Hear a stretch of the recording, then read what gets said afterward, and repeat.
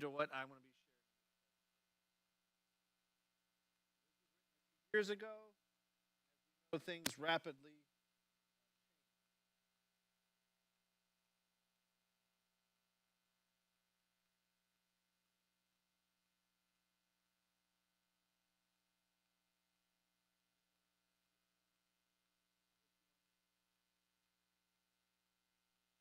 So this is one of our special gifts. Stick around for the PM presentation. This one's focused. This afternoon is a little bit more focused on what's happening in our country, how we can educate young people, parents of children,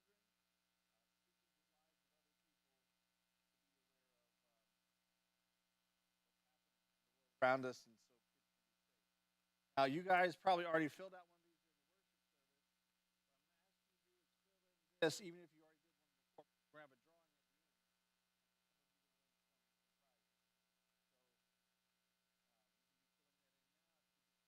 end. To the back and do a drawing at the end. Have a quick word of prayer. Dear Lord, we're thankful that we could be here in this time and this place, learn some new things. Lord, may this knowledge be put to good use. Young adults and teens and children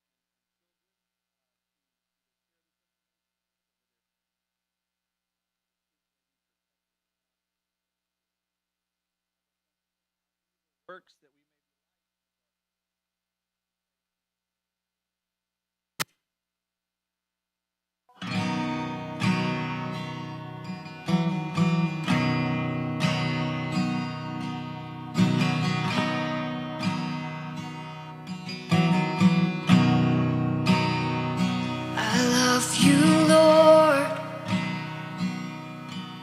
For your mercy never fails me.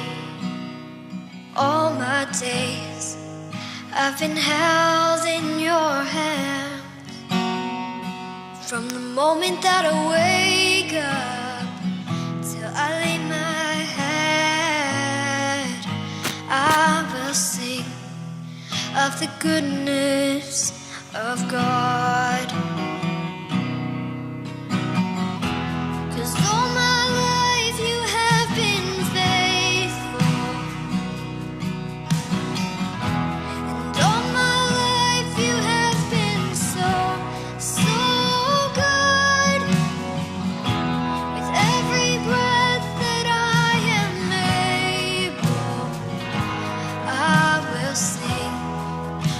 Goodness of God, I love your voice.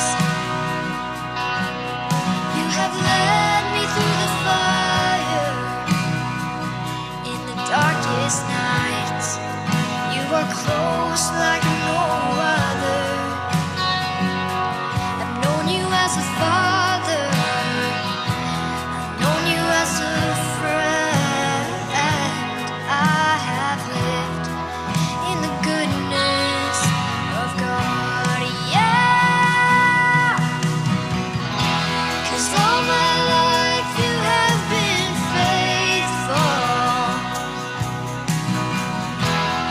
All my life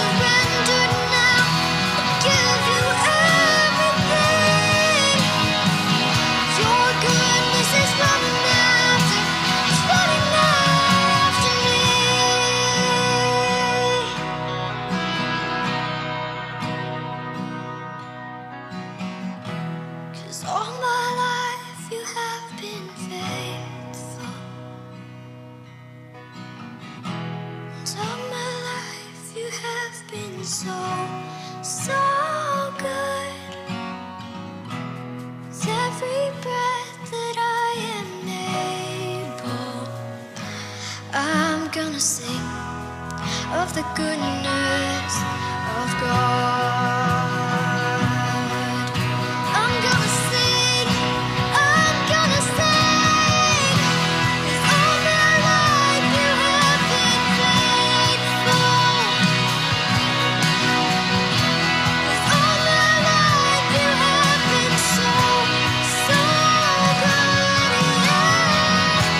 With every breath that I am able, I will sing of the goodness of God. I'm gonna sing of the goodness of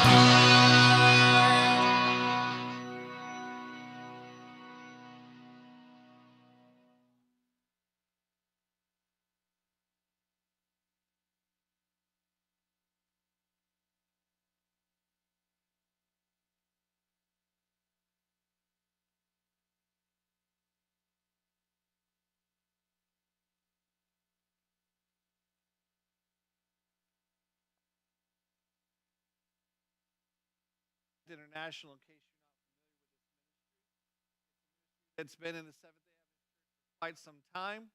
I call it the best kept secret within the Adventist Church. Trying to work with Child Impact to speak to groups like you so more people, hopefully it won't be the best kept secret. The ministry actually began with a different title called Asian Aid.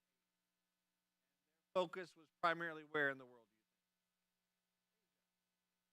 But as they continued to partner with different orphanages, Child Impact actually just made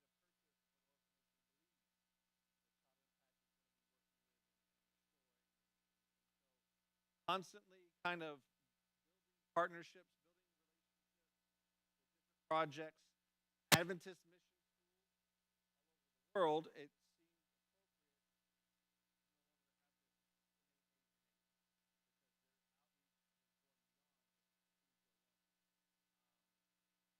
2014 trafficking.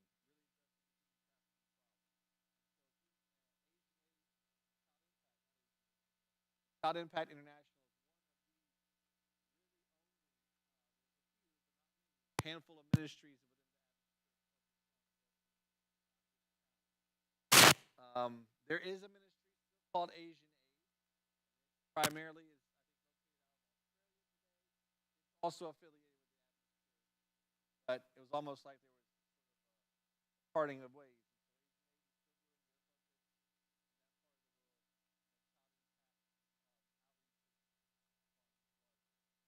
Tried to practices of different kinds of organizations like Better Business Bureau, integrity of so that you know.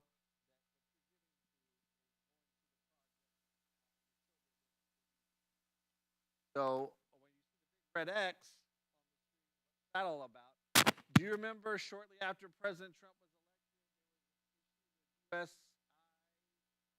ID? Okay. Well, Child Impact never took money, never negatively impacted cuts and things. Other non-government NGOs impacted because they were that kind of assistance. Child Impact is introduction into the ministry. It's located. The headquarters has been located in the area for several years. And I was a student there.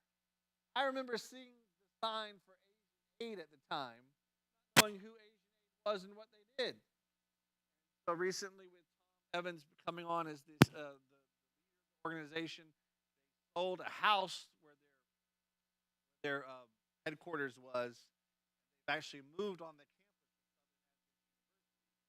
So if you're going to Southern, if you're visiting students, whatever, chances are, you'll see the signage on the campus.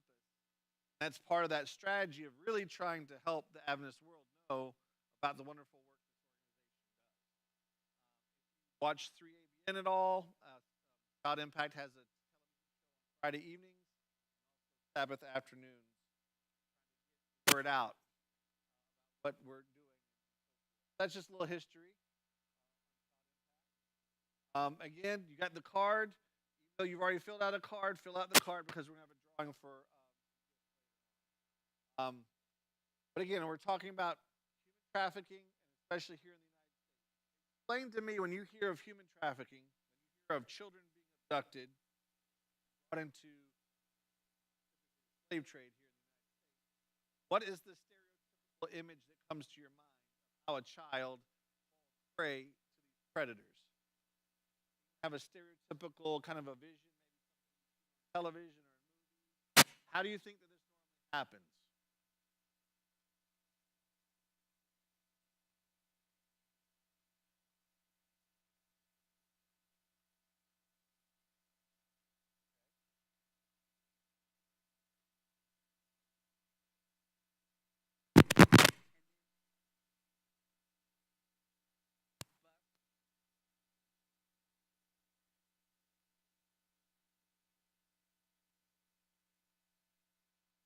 Okay, very good. All right, so she was saying her stereotypical vision is children in the wrong place, wrong time, adult comes promising help, takes advantage of the kid, maybe the child's a runaway, and the adult takes advantage of that situation. That's often a vision that comes to my mind as well. Anyone else have a different kind of vision or a different kind of maybe idea as to how this normally happens? Where children get separated from loved ones, they're at the mercy of their abductors. Okay, online. Right, very good. Just get taken. The kidnapper event, very good. So that you read my mind. There. That's the vision that a lot of us have. The kidnapper in the van. The child is not paying attention to their surroundings. The young lady's not paying attention. She's glued to her phone. She's got her headphones on so she can't hear what's going on. And someone who's lurking in a parking lot somewhere, looking for someone to snatch, then just sneaks out of his van, abducts the girl in broad daylight, throws her in the van, and that's how many people envision this begins, especially here in the United States. And that's one of the reasons why I like doing this presentation, because this is often what we think, and this is often how it does not take place. That's a lot of risk. That's a lot of energy you have to expend to get a kid. There's an expression that the gentleman who made the Little Debbie snack cakes, he was famous for saying, "There's always a better way, find it." So the predators have found a better way than this, and it is leveraging relationships, especially online. Why expend all this energy and put yourself at so much risk if you can have access to cultivate relationships with young people and make them come to you? A lot less energy, a lot less risk that way. So let's talk about how things really work. Who do you think is the most vulnerable to trafficking here in North America? What gender or age group might you suspect? 20-year-old women? 17-year-old women? Want to go younger than that? Okay, all right. Well, we're going to look at this. We're going to look at this in detail. It's definitely the young people, but it's anyone on social media. Those are the most vulnerable because, again, we're cultivating relationships with people we later want to prey upon. Therefore, we have to get access to build these relationships. Social media users, educated, if they're not monitored, young people on these platforms unwillingly become prey, thinking that they're having a safe relationship with someone who has evil and malicious. Now, I am not here to bash social media, nor am I here to bash the internet, nor am I here to bash technology. Oftentimes in Christian circles, we can go overboard in demonizing technology, demonizing things that can have a good purpose. But we just need to be wise. Innocent as doves and wise as serpents. I want to show you guys how the predators normally leverage social media and other forms of technology, hoping again that you can use this information to protect your children, young adults, share this stuff with other people you know. Sometimes people man in the van have no clue that it's more sinister, more sophisticated. Talk about here's a quiz. In the United States, what demographic consumes the most social media daily? This is interactive. Be brave. 13-year-old boys? Is it 17-year-old girls? Is it 17-year-old boys? Is it 15-year-old girls? Who consumes the most social media daily? So who's on TikTok? Who's on Instagram? Who's on Snapchat? Who is spending the most time on those social media platforms? Anyone want to be brave? A. Who do you think? 13-year-old boys. Okay, one person's brave on that. B. 17-year-old girls. 17-year-old boys. 15-year-old girls, because you haven't voted yet. 15-year-old girls. Okay, this answer might really surprise you. It's 17-year-old girls. This is amazing. Because you all went with 15. We often think that these predators are going for the younger. The younger, the more vulnerable. Maybe the younger, the more impressionable. But it's actually, we're talking about social media. When you're on social media, you become a target. 17-year-old girls are making themselves the biggest target because they are the ones on the most and the longest. According to this study, the young ladies are almost 17-year-old young ladies are on social media almost 6 hours a day. Makes you wonder, are they going to school? Are they paying attention to the teacher? I mean, 6 hours a day, that's, yeah, I mean, but then, I just completed my first unit of clinical pastoral education. Hospital chaplaincy, and I will admit, those are some long days. We're in school all day long, and we're hearing the same thing over and over. And I will admit, I was picking up my phone a lot, and I was on. I mean, so if you're in school a lot, maybe you're bored a lot, maybe you're just going through. But so 17-year-old young ladies are more vulnerable because they are online more, which gives potential for more interactions, relationships established with people that they think are one thing, but are truly something completely different. So, this is the first takeaway. We do everything we can to buy home monitor systems, live in nice neighborhoods, maybe with gated gates. We do everything we can to make sure the doors are locked at night, the windows are locked up, thinking that that is keeping our kids secure. When in actuality, having access to the internet, to the Wi-Fi on the smartphones and the devices, with our children having unfiltered or non-screened access to these platforms, leaves them vulnerable to predators. And I'm not saying the internet's bad. I'm not saying that you should not let the kids have access to this stuff, but please be aware and please let others in your life know to be aware of the involved. Children, or even young adults, 17-year-old girls, access to this technology without any kind of monitoring whatsoever, putting your kids at grave risk. We often believe that happens to someone else. It happened to me. All right, here's another one. Online predators mainly target girls in which age group? A, 7 to 10, B, 11 to 13, online predators mainly target girls. Which answer do you think is the right answer? Okay, most of you are saying C. Let's see if you're right.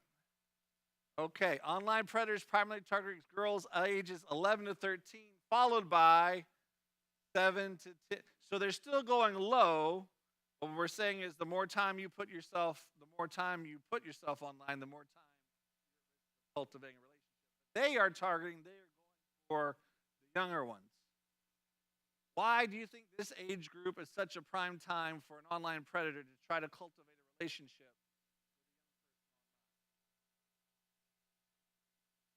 Okay. Okay. You remember what it was like to be an 11 to 13-year-old or a 7 to 10-year-old? You're starting to enter into what? Puberty. You're starting to have an interest perhaps in the opposite gender.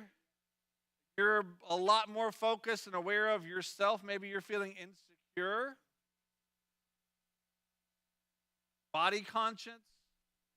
Starting to get a sense of maybe your value is based upon if people of the opposite gender think you're attractive or not. So at this pivotal juncture, this pivotal age group where both your interests are and the value you get maybe from your relationship with other people, am I perceived to be hot? Do people think I'm attractive? Going through the puberty and the changes, whatever. Now's a time for which we can target someone. If we can compliment them, tell them how handsome or pretty their picture is online. We can tell them to send pictures to us. Are you a model? Should be a model. Have you tried to get this? Builds the ego of someone who's fragile, who's still trying to figure out their place in the world, maybe insecure. All of a sudden there's someone else who's building me up, and this person is mom and dad, because at this point in life, what? Mom and dad don't know. I thought that happened at 10 to 13. I'm a dad of an almost 7-year-old. She taught me quick around age 4. I don't know anything. I have to tell her, girl, I've been on this planet literally 40 years longer than you have. There's a few things I know that you don't. I'm still having to have that conversation. What popular online game has been banned by 10 countries because it's a child predators? A, Fortnite, B, Minecraft, C, Brawl Stars, or D, Roblox? A lot of you already knew this answer in church. Roblox. What is it about this game do you think that is such a concern? There's actually 5 states, I think in the United States, that have now banned it. One country has banned it entirely. Banned the children. What do you think it's about why online predators would want to cultivate relationships?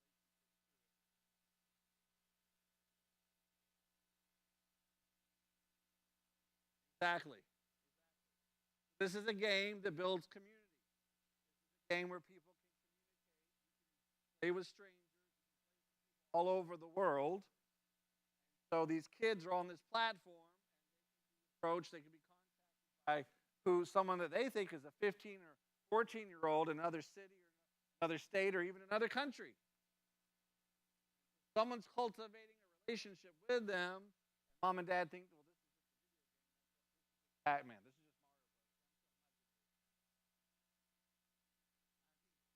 This is just Mario. The video games are so much more sophisticated than when I was a kid. I grew up with the old Nintendo system. I can say old now. Classic. It's not old, it's classic. I grew up on the classic. Only 2 buttons, A and B. Okay? That's about all I can do. I play these game systems now with these kids and stuff in my church and other places, and these game systems, and they look at 6, 8 buttons, 2 control things. I mean, I only had 1. And I'm trying to play and I can't do it. Like, my mind cannot process all this stuff. Well, it's not only the technology that's built into the game. This game is such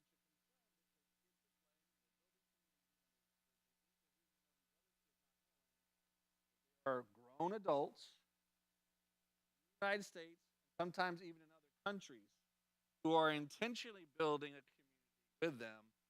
All the wrong reasons. These people have evil intent. This is a playground for predators. 5 states, as I've said, sued Roblox with others pendings because there's not enough control. There's not enough understanding of who these people are that are on the system. Kentucky alleged that the game is a playground for predators. Joined the lawsuit citing risky conditions. Countries have entirely banned Roblox, with Turkey leading the way. This is where they are. This is where the predators are. They're online. Cultivate a relationship. Have the kids come to you. Eventually build enough trust, to build enough rapport, whatever, and then say, why don't we meet in person? Tell mom and dad.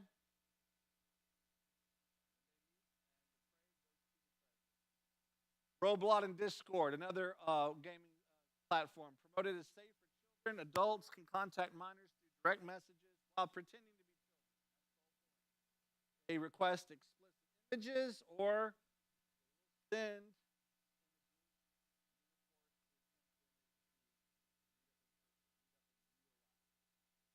Roblox is the most popular game in the world by 56 to 59% globally. My daughter off that one as long as possible. U.S. an estimated of 40% of users are under the age of what? So if you have bad intent, if you're one of these sadistic, where you want to go. Population where dad may not be paying attention.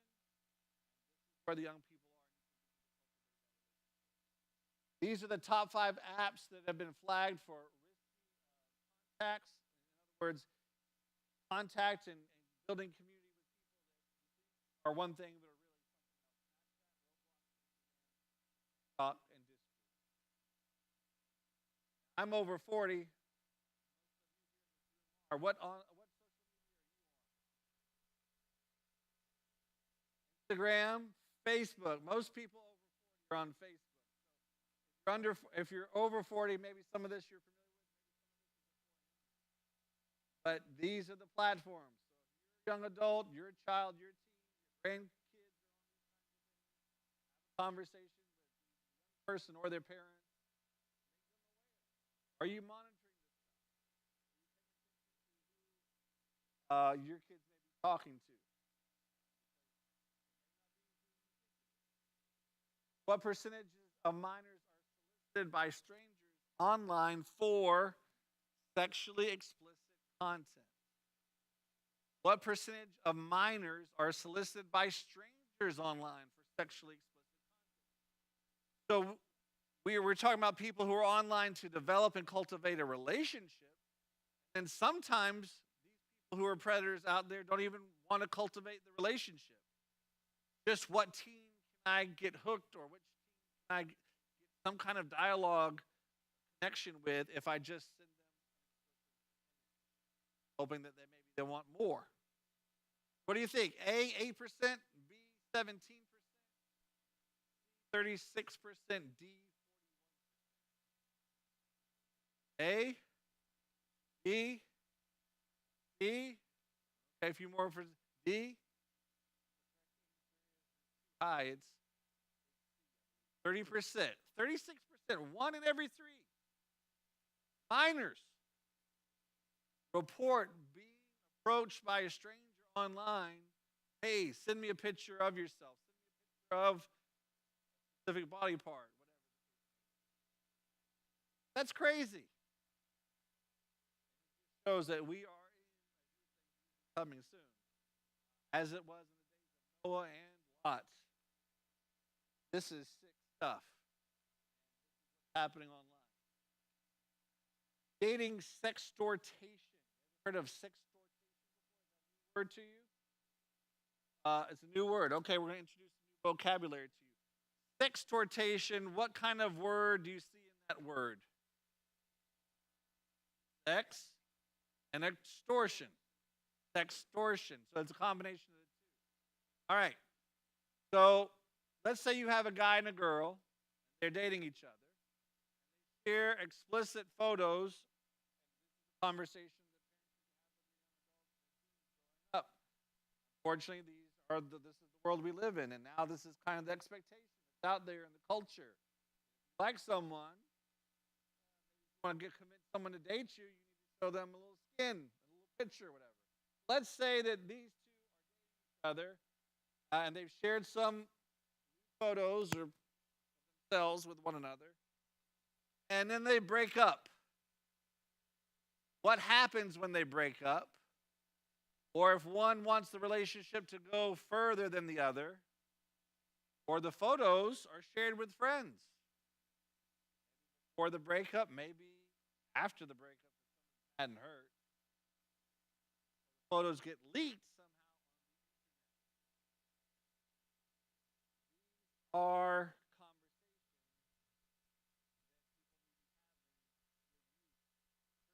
having them because, oh, you're going to break up with me? Break up with me, then I'm going to send those pictures. I'm going to. Now, this is.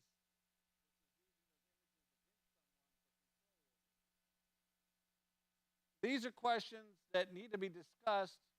Sometimes young people in their short-sightedness will do things they don't know and they don't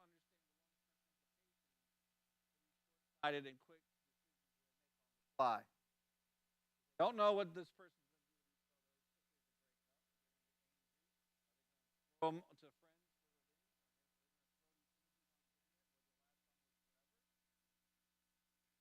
So this is forms of sex given powerful leverage over someone would not do otherwise. Criminal sextortation. We have dating sextortation, where these images are shared without thoughts of how they could be used against someone. We have criminal sextortation. The gentleman's name, unfortunately, the slide is incorrect.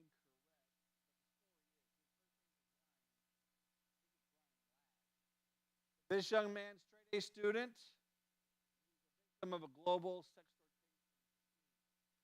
He was online, platforms that we've been talking about. I was an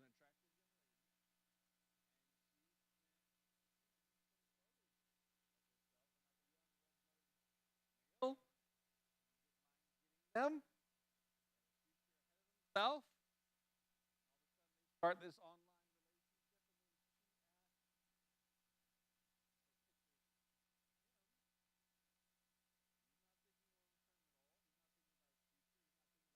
one using this against him. He thinks this is a real young lady. So he sends some compromising, some pictures of himself that he would not want the whole world to see.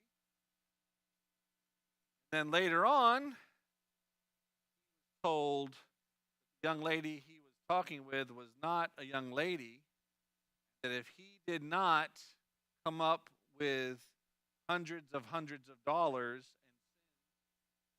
and real people who were behind this, real people who were in the system. Not there. The people who were in Africa, in the continent of Africa, one of the countries lower on the continent, these were men in their 40s. This was a scheme. And he did his best to scramble and get the hundreds of dollars and send it, thinking the nightmare would end. You think the nightmare ended with a few $100s? No, because now we got you on the hook. Now we know that you will pay. They started demanding more money from him. Now he's faced with, as a young college student, I believe, or he was in high school. Anyway, he's a young man. He doesn't have access to a lot of money. He's afraid to tell his mom and dad what he's done online. Thinks he's going to get busted with them. He runs out of money, and he's got this razor floating above his head. People who are in another country are threatening to pay up.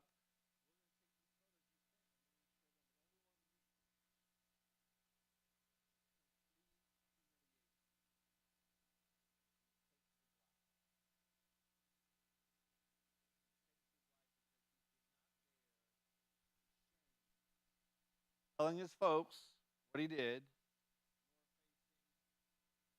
body parts being shared with everyone. For some reason,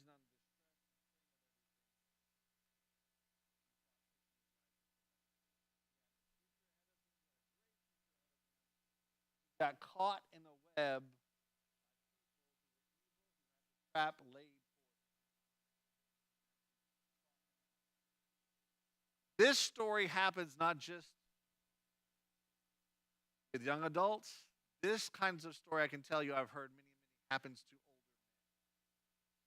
older men who are married, as they're on Facebook or whatever social media platform, they all of a sudden someone's wanting to talk to them, wants a friend request.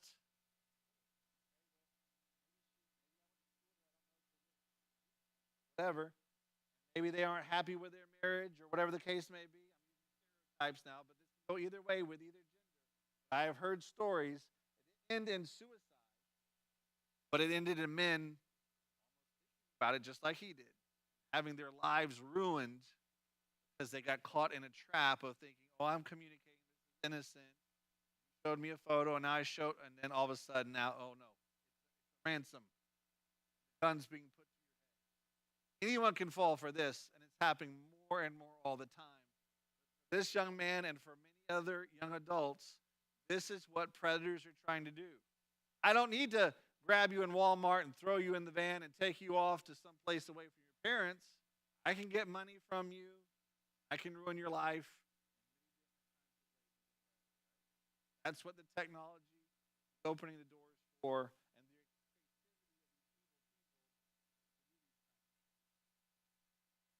Questions. I've been rambling on, but if I went too fast or if something wasn't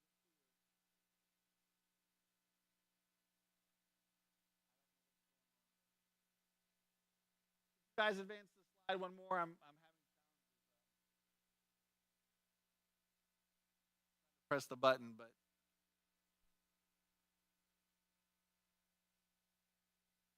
yeah, that'll work. How many of you heard of Nudify apps? It's a crazy world we're in. We're in the world of artificial intelligence. So these apps can, all kinds of artificial AI and apps or whatever. And like, I got started with ChatGPT. Now I'm learning that that's almost becoming a dinosaur, and I need to move on to Claude. And it's just like this is the new frontier. They actually have apps where I can take a picture of somebody, and then the artificial intelligence will imagine from the neck down what the person looks like without any clothes. Now, I hope no one ever uses this technology on me. Not be pretty. If they do, I hope the AI gives me a 6-pack, an 8-pack. It makes me just look like this incredible species. But the point is this technology is out there, becoming popular in youth culture. People are now taking these photos. Now, look, I'm not volunteering anything. Someone hits me up online, share a photo of myself. I'm not stupid. I wasn't born yesterday. I'm not going to send them anything. Now people have the technology to create something that they can use against me. It's a sick world. It's a strange world. So this is non-consensual. Someone takes a photo of you. You didn't tell them. You didn't even know they did it. And if it's a minor, and this is why we have to talk to our kids, because if it's a 17-year-old or a 16-year-old, they think this is fun. They're being introduced to this at school, and they're being encouraged, hey, that girl you like, take a picture of her. If you're doing it to a minor, you could be getting in serious trouble. It can be used for cyberbullying. You don't want these photos to go out. This isn't me. They're not going to know. Circulating online, and of course, it's going to attract predators with those photos. Scary, sick world that we're living in, and now this technology is on the table for us, parents and grandparents and guardians, to be aware of and to talk to our kids about and have uncomfortable conversations. The next slide should show, hopefully, the statistics. Okay, here it is. What percentage of U.S. teens ages 13 to 17 have created at least one image using these apps? Hey, it's new technology, 15%. It's new technology, but probably a little higher, 30%. 55% of teens out there are using this stuff. Or D, 80%. What do you think the answer is? Anyone for A? Okay. Anyone For B, hands. All right. C, more reluctant people. D, like God help us if it's D, right? Mercy. Well, it's sad to say, but it's actually. Oh, I went the right way. 55%. I believe this booklet, like I told you, covers this aspect. And for those of you who came later, we do have a booklet for you as a thank you. But in the booklet, because it was written a few years ago, the statistics in the booklet are much lower. This stuff is gaining in popularity. So a survey of U.S. teens said more than half reported they had experienced AI type technology. 30%, the victim of notification tools. These are nightmares for young people to deal with in the world where this technology exists. It's going to be a nightmare for parents to deal with and grandparents if their children become victims of other people using it. Questions, comments so far? Yes, sir.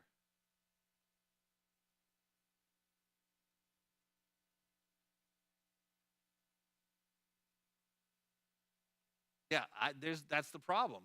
What is there to do for someone who is taking these pictures, running it through the app, and someone has no clue? I'm not sure. I mean, we definitely need to help empower young people to speak up against these things. Their peers are saying, "Hey, that's not cool. You need to stop it. Hey, that's illegal, and if you don't delete it, I'm going to report you. You're going to jail."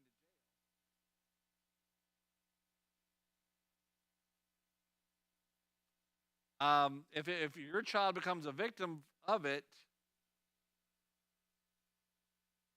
yeah, I don't know if you can report the company or the app, but you can certainly report the individual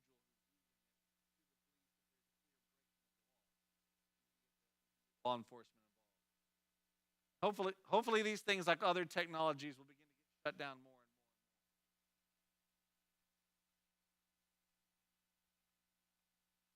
I believe, yeah, any photo you should be able to run through the app. It's not just something that you take yourself on the phone. Photo that you can upload through the technology.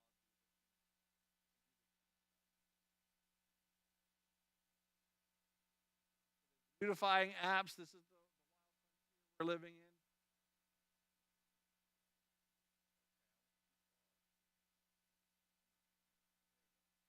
in. Pornography. Pornography has been around for a long, long time, but the prevalence of people having access to it, this does feed sex trafficking, human trafficking trade in our culture. So, as the survey here says, 75% of Christian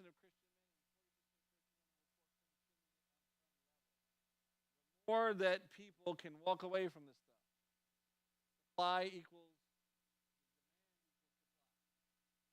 demand begins to dry up, and if more Christians take this stuff seriously, away from it, then you are also impacting the human trafficking situation. Because many people don't realize look like they're 18, actually be they themselves the people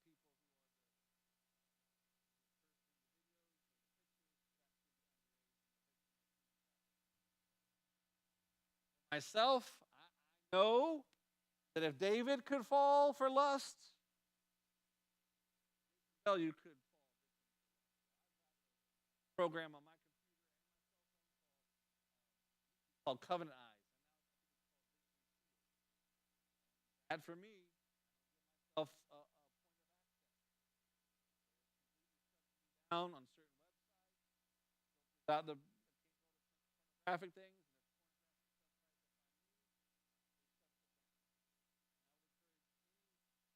Adult to set the standard for their children.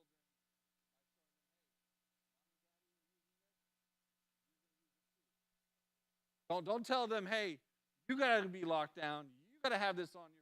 What about you? Oh, lead from the front. kinds of software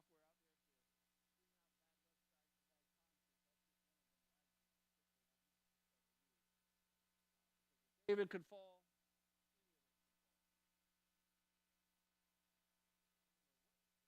Okay.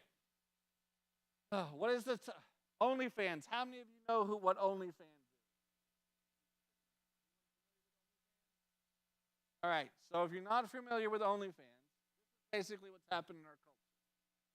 Evil is smart. People started to realize more and more that pornographic websites were harmful and dangerous to our culture. Websites like Pornhub, where people can get all kinds of videos, pornographic videos, free, and they were realizing more and more these things are being harmful, dangerous to our kids, dangerous to our society. Different things started to happen to make these websites, their lives, a little more complicated. Someone got smart and said, well, what if we develop our own website where anyone could become a performer? Anyone could get into the adult industry. They could establish their own profile. They could post their own content. People could pay them directly by doing a new methodology of delivery of adult content and material. This thing is taken off. Because it's not like someone has to be solicited or hit up by someone who's trying to get through people in the pornographic industry. Now someone who is young and attractive, not well educated, doesn't have any working skills, and is trying to make their way to get by, now they realize, well, I get a camera, get nice lighting in my place, and I can start selling my own content. Now we're seeing victimization on two sides. Now we're seeing young girls who are maybe young and vulnerable, not thinking long term as to what these images history and success. They're now getting on OnlyFans and becoming performers. It might be lucrative for a while or rewarding for a while. With this, start comfortable with doing more extreme things to feed your audience base. Start losing some of these things that interest your audience base. So the performers become victimized. People go onto this platform to create their own content. And one of the things about OnlyFans is so attractive and that we're pulling people into this stuff. Before, you could just watch pornography and this is just looking at an image. You're looking at a video online. The appeal of OnlyFans is trying to provide them not only the visual content, but it takes it up a notch higher. I'm trying to cultivate a real relationship where the performers could have thousands upon thousands of followers or people subscribing to their content. But somehow the illusion is created that you're on the keyboard, you could be asking them to do things, writing them messages. So it's taking the issue of fantasy, which pornography used to provide, and people thinking about a fantasy, wanting to be with someone that they're seeing on the screen or on the movie, and now that person can interact with me, make me feel like I'm special. I'm one of their special subscribers. I get windows and insights into their world that other people don't have. I can get requests that they'll do certain things on the camera that other people don't. And it builds even the fantasy even higher.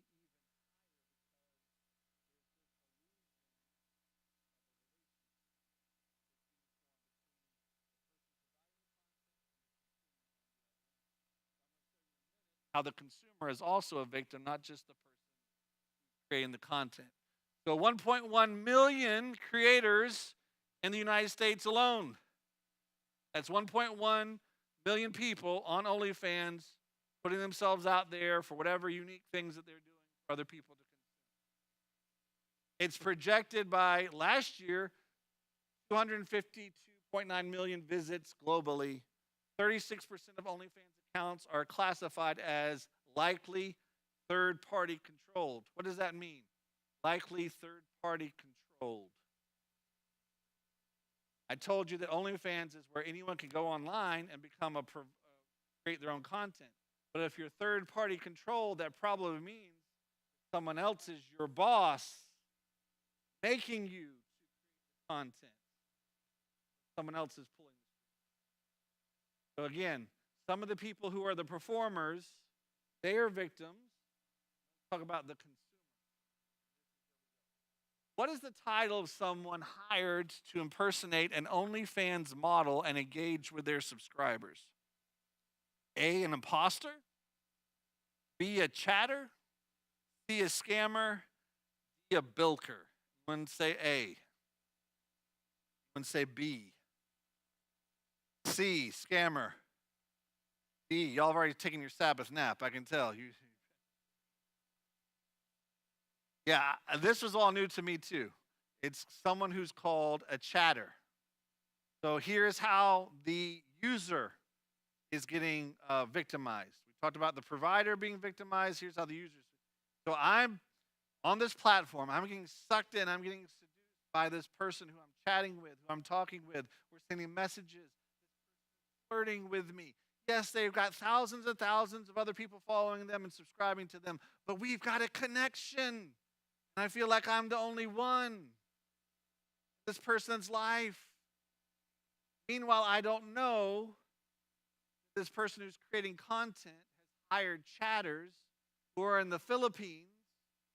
And these people in the Philippines who are the chatters, and other countries, not just the Philippines. We get the point. These are people being hired to cultivate a relationship with me. They are trained how to flirt. They are taught how to prey on my psychology as a user. And so I think I'm talking to this gorgeous woman who's got a relationship with me. I'm talking to a 50 to 40-year-old man somewhere in another country. And I am becoming victimized, and I don't. These are all ways in which people are involved in sexploitation, exploitation, trafficking in various forms. We're seeing that it's about getting people online in one form or another. Why go out and abduct someone in a parking lot when you can get them to come? Chatters don't just respond to messages, they actually drive sales. Trained in psychology and persuasive writing, they know how to make offers, time discounts, introduce new content drops. By maintaining daily conversations with fans, chatters keep them emotionally invested and likely. This is targeted, premeditated evil. People don't even know how they're being victimized and abused. Which city in the United States has more brothels than Starbucks? I asked this during the worship service. A, Houston. B, Las Vegas. Miami was, yeah, there's anyone in Miami? Actually, then we've got a problem. Houston has the highest rate of human trafficking in the States. Brothels. That's pretty amazing. Every place I turn around, I'm not too far from Florida, a Publix, a Starbucks, a McDonald's. In Houston, more brothels. Brothels that are being fed by the demand and, of course, supply, which involves trafficking. Close to home. As I mentioned before, if you were here earlier, Child Impact International has always been in the Collegedale area, but they've recently moved their headquarters to the campus of Southern Adventist University. We can think of a place like Houston, Texas, a big metropolitan area, and say, my goodness, they have more brothels than they have Starbucks. Well, if anyone's been to Collegedale, Tennessee, I was a student at Southern Adventist University. That's what I call an Adventist ghetto, right?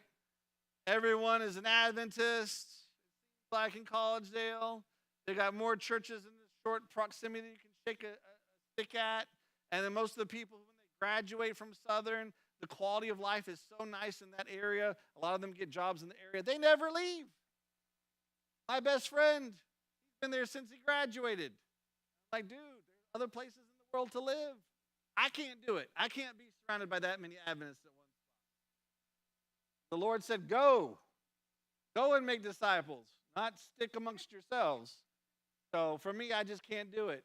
This breaks my heart. 14 people charged.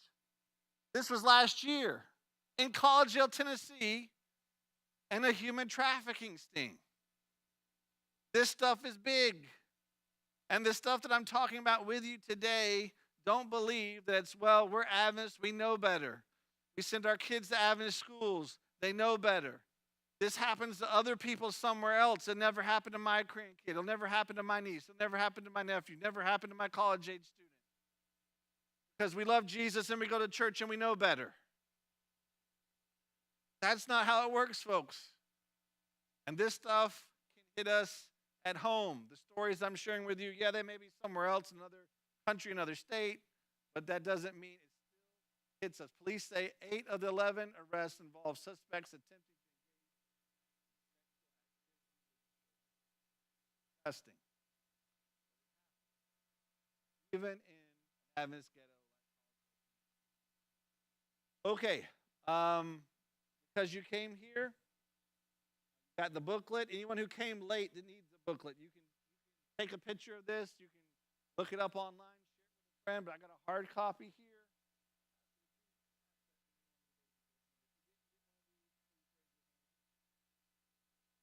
And I asked you to fill out one of these. I asked you to fill in another one so you can enter into a drawing. Anyone need one of these? Out, please. Drawing, because I got some gifts.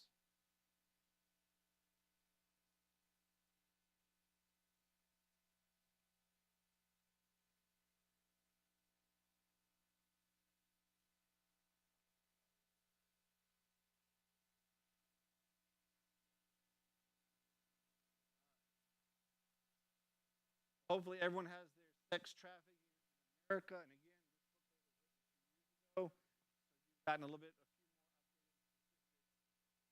updated. But again, a helpful resource for you to read through. College age student, talk about it as a family. Give it to your children if they're raising kids, them have a conversation with it because no. Yes.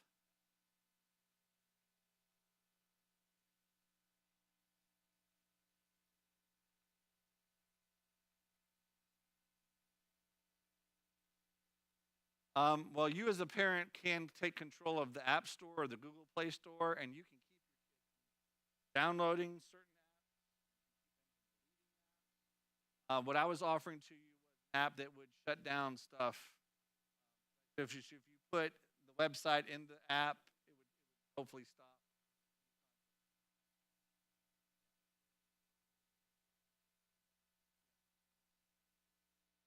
If you put internet filters, pornography filters in your app store, you'll get different products. The one that I use is called Victory Shield. The web browser that you search the web for, because I'm an Apple user, browser that comes with my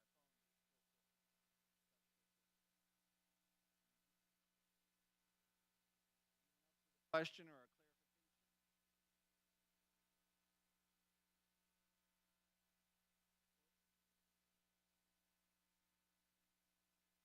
trafficking victims. Globally, 98% of human trafficking issues happen in other countries. But as you can see, it's still here. Granted, it could be worse elsewhere, but what I've shared with you primarily is to deal with. Yes, there are probably some people who jump out of a van in a Walmart parking lot. That probably still does happen. But I hope the main takeaway you see and appreciate is they're trying to cultivate relationships with people online, so eventually they can set up an appointment, something, a play date, or whatever you want to call it, and then the victims come to them, and not them having to go. This text, when it was brought to my attention, really was an impact for me. I'm a Seventh-day Adventist looking forward to study Bible prophecy, and I'm at a point in my life where I see things happening in the world today. I say, oh my goodness. Things about how we as Adventists understand last day events, I've always kind of doubted, to be honest with you. Theologically, in terms of interpretation of Scripture, it makes sense in my head, but in my heart, I'm like, nah. United States one day.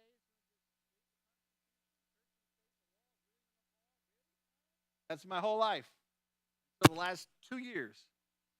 Last 2 years, I'm like, whoa, bro, I can see it all going down.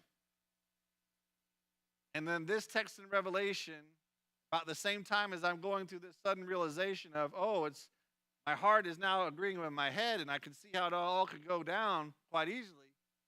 This tells us where we are in prophecy in terms of soon return. Revelation 18, verses 11 to 13. Merchants of the earth trade various goods. Look up the text. It talks about including. When I studied history, we thought the slavery ended with the Civil War. And then, of course, we just had the Civil Rights Movement. That's what we're working on, equality and everyone living out Martin Luther King's dream, right?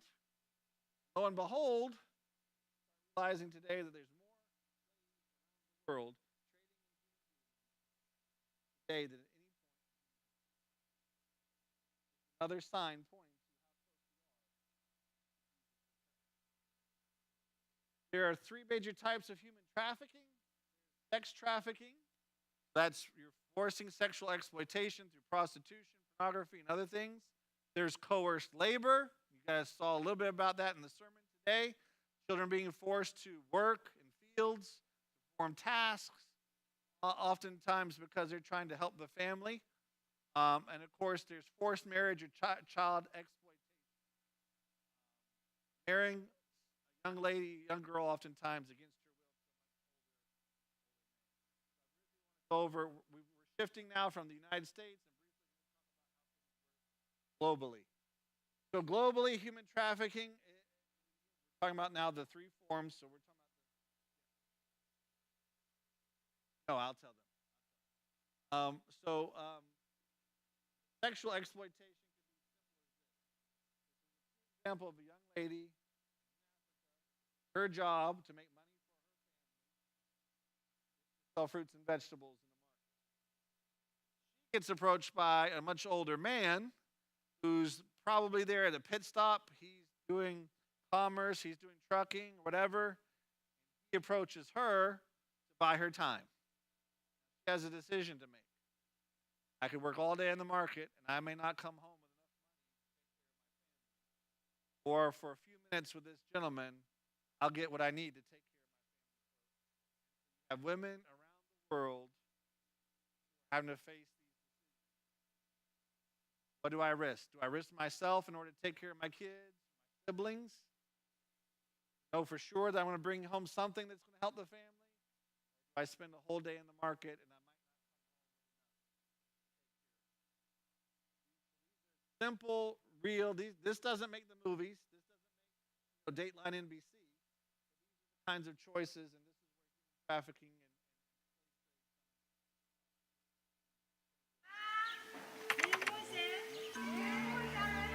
I have been in law enforcement for 12 years.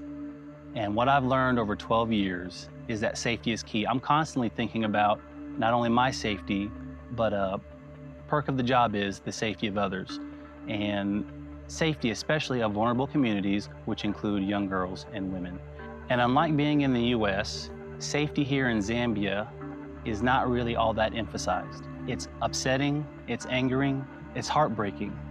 Hi everyone, I'm going to share with you my story from bad to good. When I was staying with my aunt and uncle, my uncle used to sexually abuse me every night, and sometimes he used to come to my bedroom and slap me, force me to sleep with him. He used to threaten me if I tell anyone, he's going to kill my brothers and me, and no one is going to know. I am a protector. That's my job. My job. I'm also a parent. And somebody has to stand in the gap to protect them.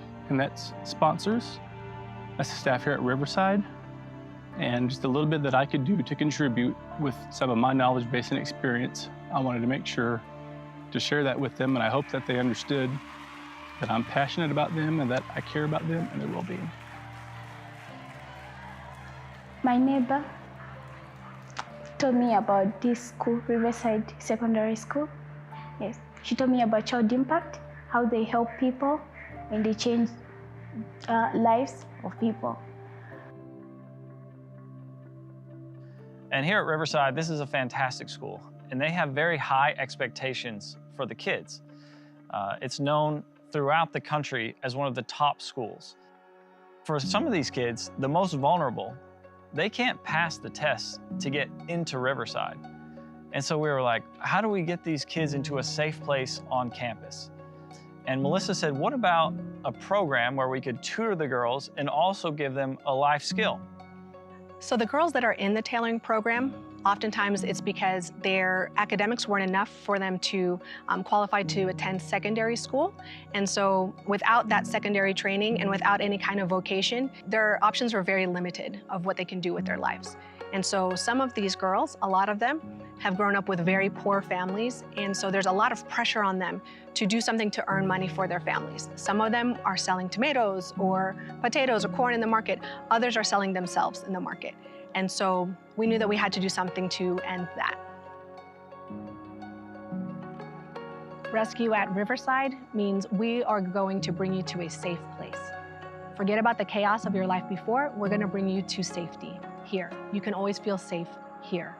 So we're sometimes rescuing girls who have already experienced trauma and abuse, and we're also rescuing girls from that trauma and abuse. If they meet the same vulnerability criteria, we can predict what their life would be like without this intervention. And let's try to grab those girls and say, would you like a chance to have an education? Would you like to have a chance at learning tailoring? Then come, we have a spot for you. And we heard from the kids several times. They said, I cannot believe you picked me. Like, they're so proud of themselves, and we're so proud of them too. They have overcome so much just to be here. When I was sitting in geometry class, I wasn't thinking about somebody might hurt me when I go home. That's what these girls have to face, is that this is really a lifeline for them. Being in this program, it's a lifeline for them. Attending Riverside is saving their life.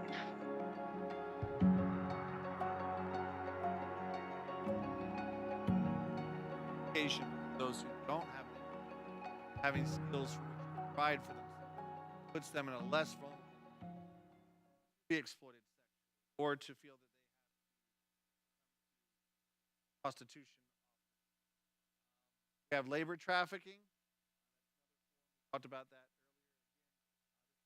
earlier. From Pakistan, at least 2 million children are working in slave-like conditions. Girl there about the age of my daughter. I can't even get my daughter to clean her room. 7-year-old is out there making bricks, working hard rack up a lot of debt.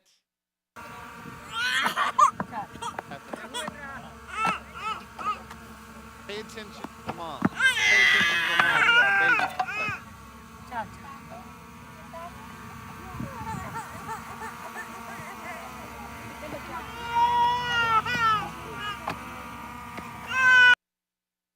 Why do babies cry? Tension, hunger, hot, uncomfortable, yeah. They've soiled themselves and need to have a diaper change. Okay, so yeah, babies typically cry because they're sleepy, right? They're hungry. They need to be changed. They're uncomfortable. This child's out in the heat. Does the mom have time to focus on the baby? I mean, her interaction with the baby as it's crying is simply to move it so she can get back to work. So what we're dealing with is you're dealing with situations where people are adults working to pay off family debt. They're having children, but the children learning from an early age, crying, and mom got a quota to make. Crank out those bricks. At her. So to break the chains of trafficking,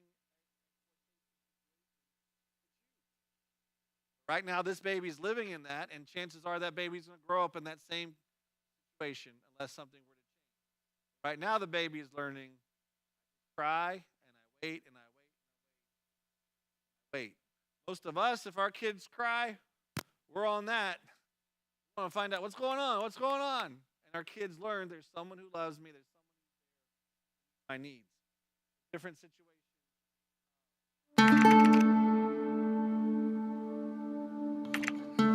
In the brick kilns, I met a man by the name of Imran, a hard worker. His father had been born as a slave in the brick kilns. Imran, as a young boy, longed for freedom, and one day he ran away. He escaped and built a life for himself. He became a truck driver and was doing well, but then word came that his father had passed away, so he went back to the brick kiln for his funeral.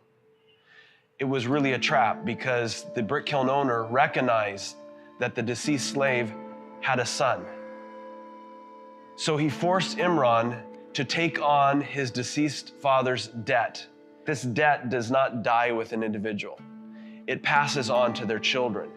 And so there are so many of these families that are in generational debt. In fact, I talked with one family, they don't even know how many generations have been slaves. For 10 years, Imran has been working in the brick kilns, hoping again for freedom, but without any chance of that possibly happening. He has a beautiful little daughter now. She's 4 years old, and he has a 1-year-old son. But one day as his daughter was playing, she fell into a pot of boiling water. She has severe burns on her arm that still hurt today. And yet, despite these challenging circumstances, she's one of the most cheerful girls that we've ever met. Imran longs for freedom. The story of Imran is just one of many that we've encountered. Each one is heartbreaking in its own way, whether it be physical challenges or generational debt, seeing somebody elderly that can barely creep along the ground making bricks, or seeing a little girl at age 4 already learning how to make bricks. This is their life sentence. This is a reality that many of these families can face in Pakistan because there's absolutely no way that they can get out from underneath this debt unless someone from the outside is able to pay that for them. Because of the Free a Family project through Child Impact, Imran has an opportunity to once again be free. Today, there are more slaves than at any time in Earth's history. The question I have to reflect on is, what am I doing to make a difference in modern day slavery? What are you doing to make a difference? Here in Pakistan, we have witnessed slavery firsthand, but there's a difference. We've been given full access to go into these brick kilns and free these families from slavery. As long as the debt is paid, these individuals, these families, these children, they can go free. So the question is, what am I doing about this opportunity in front of us today to make a difference for those who are in bondage? I am here with Farzan Masi and his beautiful family with 5 children, ages 15 to 5, and his lovely wife. His family for generations have worked in the brick kilns. He doesn't even know how many generations that's been. We're excited today, Farzan, because your debt has been paid. This paper represents that debt, and we want to rip it up. Congratulations, that is awesome.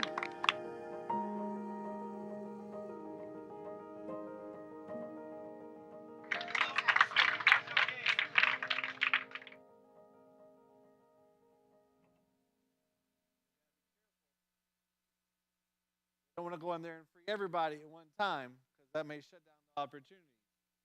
The opportunities present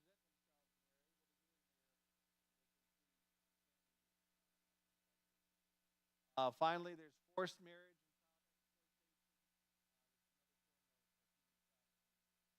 What age do you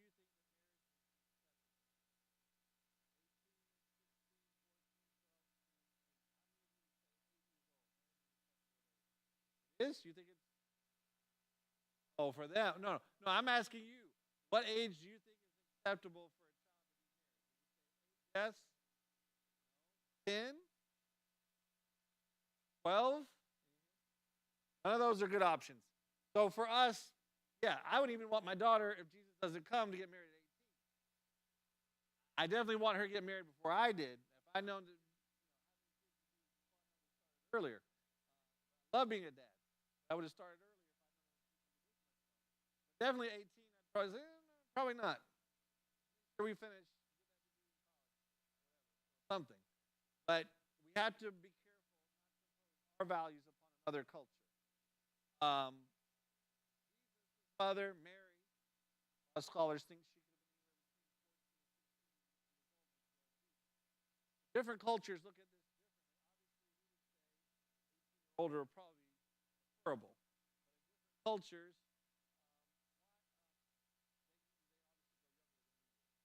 why is child marriage considered trafficking? A, it goes against the wishes of the girl. Something is traded for her because she's underage. All of the above. What happens is, even in these cultures where they're married much younger than we would prefer, oftentimes there's a huge age disparity. Oftentimes the girl is getting married too young, where pregnancy becomes a danger to the baby.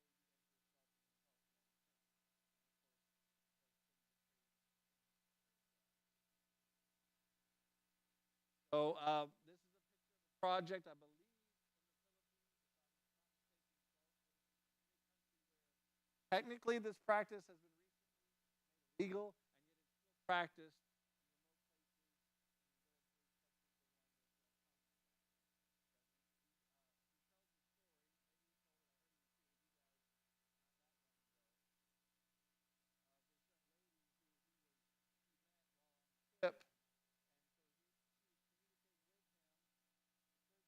Old, wants to be a nurse. He asked Tom if he would sponsor, and he responded, "Yes, I will." By the time he got back to the United States, by the time he communicated back with work with Child Impact in that country, he had already been married off as a child bride. And so he reached out to her to see if this was true, and this is their yes, I'm married already, but I'm not happy. I'm very sad. My husband told me I need to stop my studies, so her education stopped. And she's crying at night, and this happens very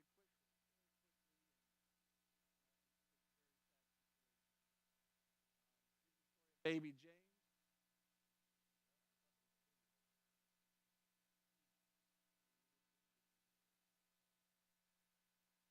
Video on that slide? Video on that slide?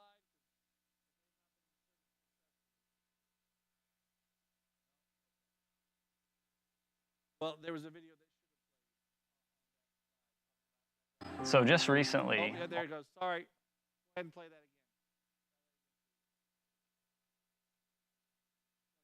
again. So just recently, all the kids here went on break, and 9 of the students didn't come back for classes. And the teachers went out trying to find each of these 9 kids and find out what happened to them. Why didn't they come back to my class? And all 9 of them were married off as children.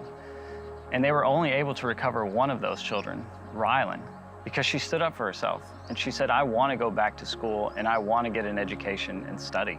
When I was still in the mountains, they forced me to marry, even though I didn't want to. Sometimes they even scared me.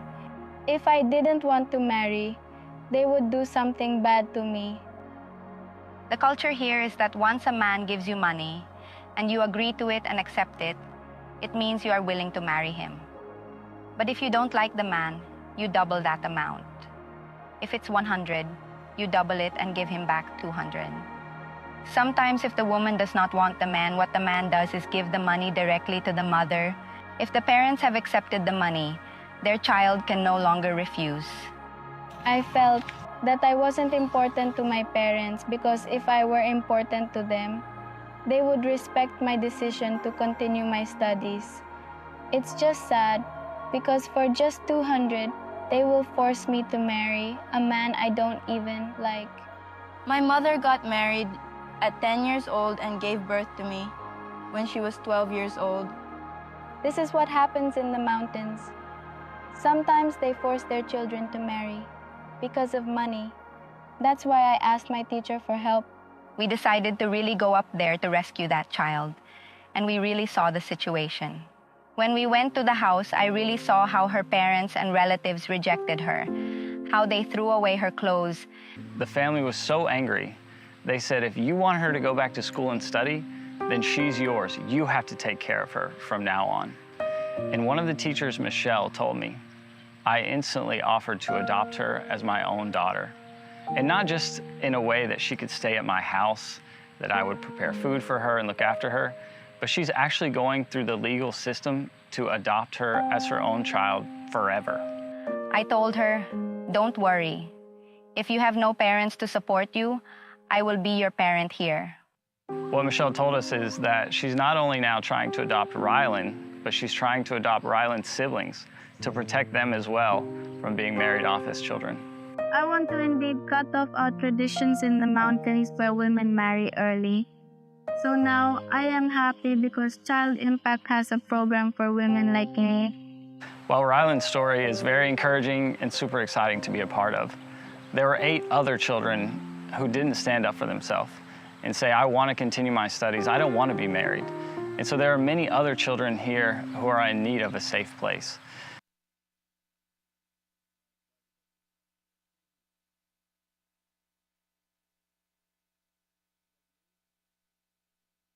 Okay, the cards that you gave.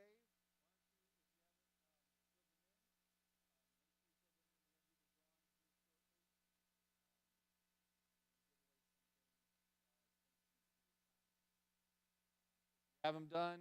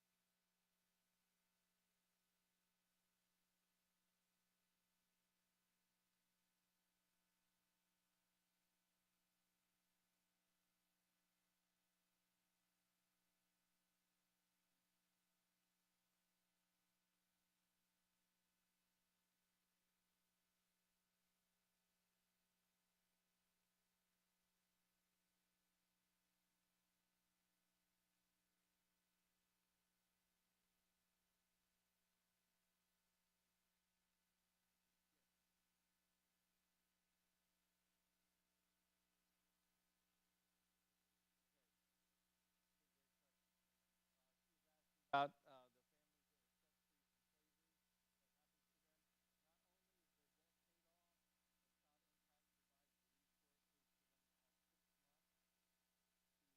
acquire skills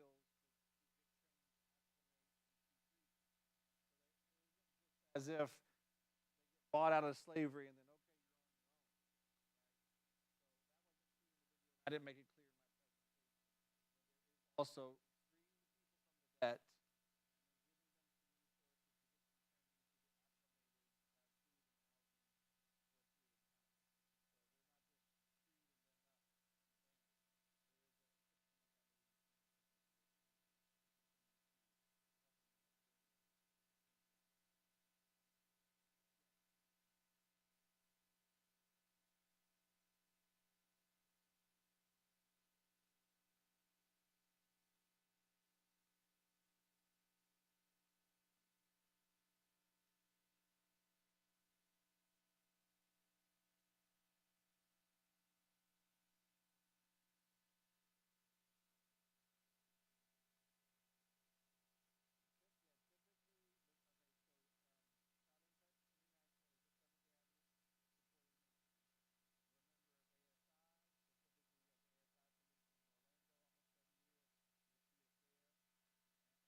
conference in DC.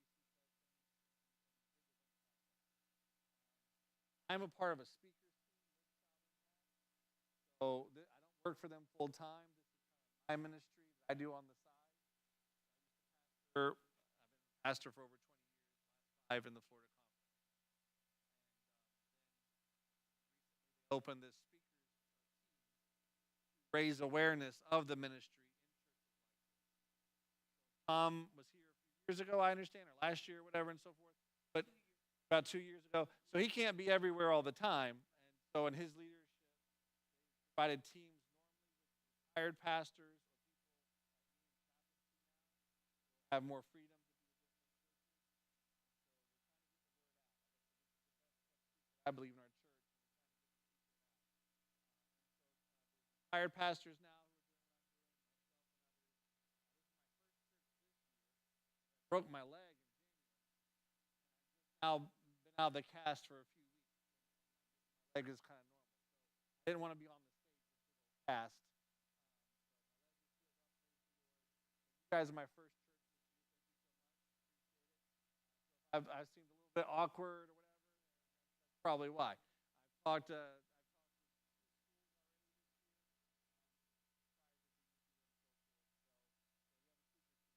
of other churches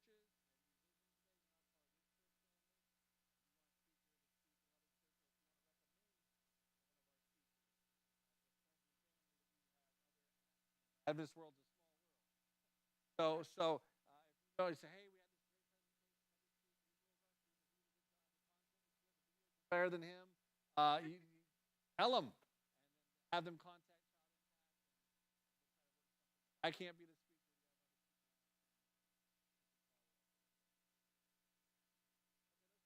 Pastor, we have got some gifts. What we're giving you are, again, as you've seen in the presentations, we try to empower these young people to do things for themselves. And so what we're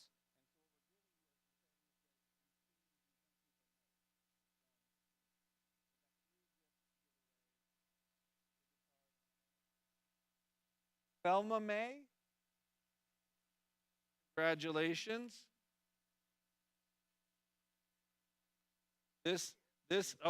Sorry. Some soap for you. That's handmade soap.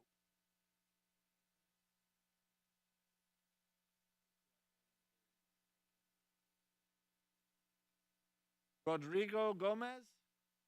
Did I say your name correctly?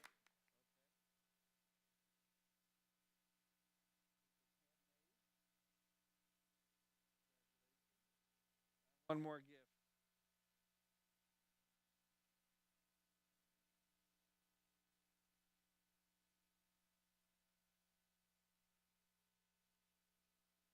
Vanessa Stindl?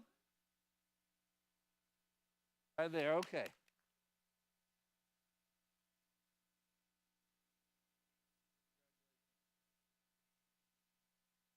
So when you all use these things. Think of child impact. Think of the children. Okay, this presentation is about to wrap up, but for those